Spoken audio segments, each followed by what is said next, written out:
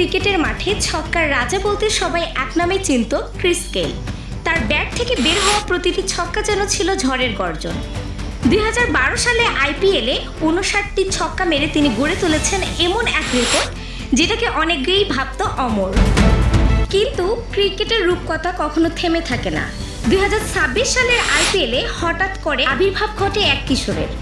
মাত্র 15 বছর বয়স, নাম সূর্যবংশী, চোখের স্বপ্ন, হাতে আগুন ছড়ানো ব্যাট। প্রথমে কেউ বুঝতেই পারেনি এই ছোট্ট ছেলেটি ইতিহাস বদলে দিতে চলেছে, কিন্তু ম্যাচ করানোর সঙ্গে সঙ্গে প্রতিটি শট যেন ঘোষণা দিচ্ছিল নতুন রাজা আসছে। এলিমিনেটর ম্যাচে সানরাইজ হায়দ্রাবাদের বিপক্ষে তিনি খেললেন এমন এক ইনিংস যা হয়তো বহু বছর মানুষ মনে রাখবে। মাত্র 29 বলে 97 রান, 12টি বিশাল ছক্কা, স্ট্রাইক রেট 334। মনে হচ্ছিল ব্যাট না, যেন জাদুর কাঠে হাতে নেমেছে এক কিশোর।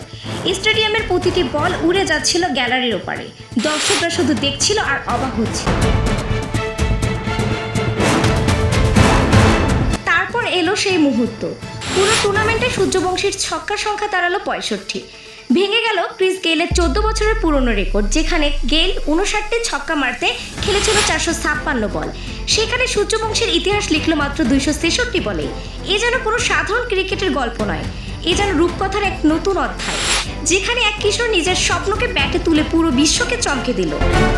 ক্রিকেট বিশ্ব আজ নতুন এক নাম মনে রাখছে, সূর্যবংশী। হয়তো এটাই শুরু এক নতুন কিংবদন্তির জন্মের গল্প।